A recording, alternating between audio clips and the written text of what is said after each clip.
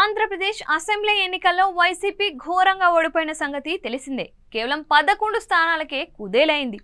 ఇప్పటి వరకు సైలెంట్ గా ఉన్న ఓడిన వైసీపీ నేతలు ఒక్కొక్కరుగా బయటకు వచ్చి తమ ఓటమిపై పోస్ట్ మార్టం మొదలుపెట్టారు. కొద్ది రోజుల క్రితం రాజానగరం మాజీ ఎమ్మెల్యే జక్కంపూడి రాజా, ధర్మవరం మాజీ ఎమ్మెల్యే కేతిరెడ్డి వెంకట్రామిరెడ్డి తమ ఓటమిపై సంచలన వ్యాఖ్యలు చేసిన సంగతి తెలిసిందే. ఇప్పుడు ఈ కోవలోకే అనకాపల్లి జిల్లా చోడవరం మాజీ ఎమ్మెల్యే, ఆ జిల్లా వైసీపీ అధ్యక్షుడు కరణం ధర్మశ్రీ చేరారు.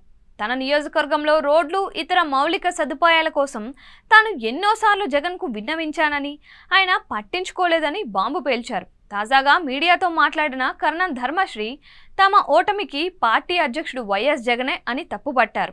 5 ఏళ్లలో పాలనా వ్యవస్థలో తప్పిదాలను సరిదిద్దడంలో విఫలమైనందుకే ఈ ఎన్నికల్లో ఓడిపోవాల్సి వచ్చిందని ధర్మశ్రీ బహిరంగంగానే వ్యాఖ్యానించారు. వైసీపీ 5 ఏళ్ల పాలనలో తప్పులు జరిగాయని ధర్మశ్రీ అంగీకరించారు. వాటిని సరిదిద్దుకోకపోవడం వల్లే ఎన్నికల్లో ఓటర్లు తమను తిరస్కరించారు అన్నారు. వ్యవస్థాగత పరిపాలనా పరంగా చేసిన తప్పిదాలే ఓటమికి దారి తీశాయని కుండబద్దలు కొట్టారు.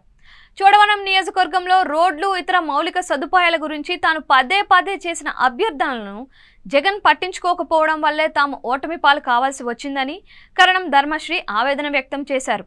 బిఎన్ హైవేపై ఉన్న గుంతలను చాలా నెలలుగా చూడనట్లు వదిలేశారని, అందుకే భారీ మెజార్టీతో ఓడిపోక తప్పలేదని హాట్ కామెంట్స్ చేశారు.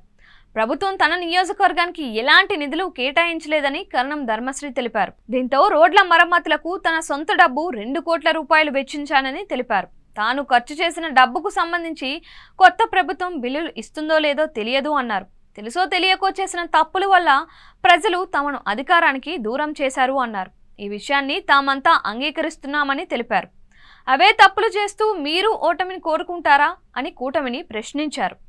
మంత్రులు, ఎమ్మెల్యేలు గ్రామాలకు వస్తే స్వాగతం పలికి వారితో కలిసి వైసీపీ సర్పంచ్లు, ఎంపీపీలు, ఎంపీటీసీలు, జడ్పీటీసీలు సభ్యులు అభివృద్ధి కార్యక్రమాల్లో పాల్గొనాలని కోరారు.